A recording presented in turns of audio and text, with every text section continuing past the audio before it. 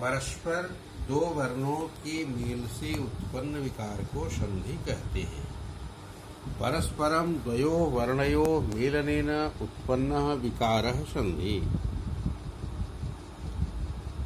परस्पर का अर्थ है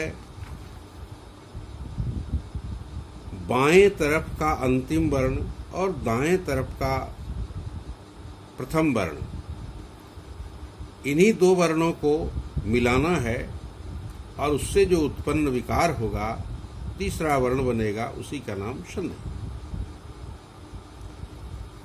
तो इस प्रकार तीन प्रकार के वर्ण मिल सकते हैं। स्वर के साथ स्वर वर्ण मिलेगा, व्यंजन के साथ स्वर या व्यंजन वर्ण मिलेगा, विसर्ग के साथ स्वर या व्यंजन वर्ण मिलेगा।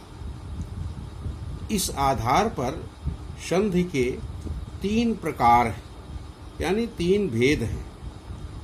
पहला स्वर संधि। स्वर संधि में दोनों वर्ण स्वर होते हैं, स्वर के साथ स्वर का मेल होता है। व्यंजन संधि में व्यंजन वर्ण के साथ स्वर वर्ण या व्यंजन वर्ण मिलते हैं। विसर्ग संधि में विसर्ग के साथ स्वर या व्यंजन वर्ण मिलते हैं। इस प्रकार जब स्वर वर्ण के साथ स्वर वर्ण अर्थात बाएं तरफ का अंतिम वर्ण भी स्वर रहना चाहिए, दाएं तरफ का पहला वर्ण भी स्वर होना चाहिए, ये स्वर संधि है। इस आधार पर स्वर संधि के 5 प्रकार अभी कक्षा 6 से 8 तक के लिए है। भेद और भी होते हैं, लेकिन कक्षा 6 से 8 तक इतने ही बताए जाते हैं। तो पहला है दीर्घ संधि। संधि हो करके दीर्घ होगा। दूसरा है गुण संधि। तीसरा है वृद्धि संधि। चौथा है यण संधि। पांचवा है अयादि संधि। इस प्रकार स्वर संधि के 5 प्रकार हुए। विस्तार से एक एक करके आगे पुनः बताया जाएगा अगले क्रम में। फिर है व्यंजन वर्ण में, व्यंजन संधि में अनुस्वार संधि। दूसरा है पर सवर्ण। तीसरा है प्रथम वर्ण का तृतीय वर्ण।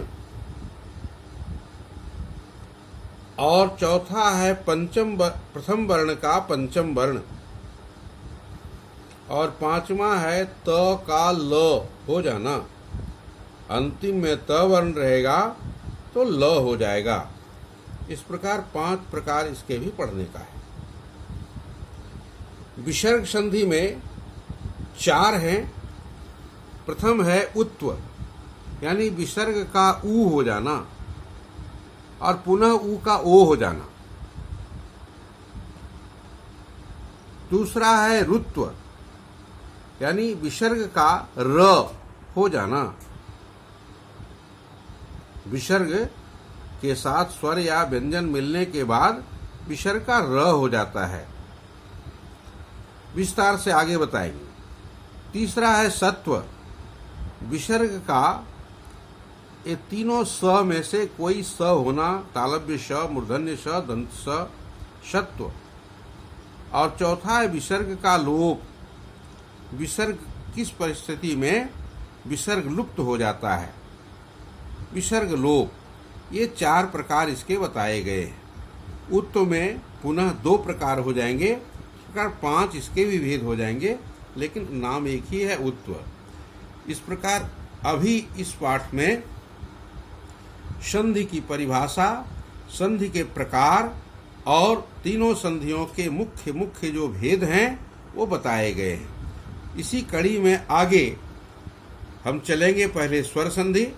स्वर संधि में दीर्घ संधि, फिर गुण संधि, वृद्धि संधि, यण संधि, अयादि संधि, ये सारी संधियों को बताएंगे।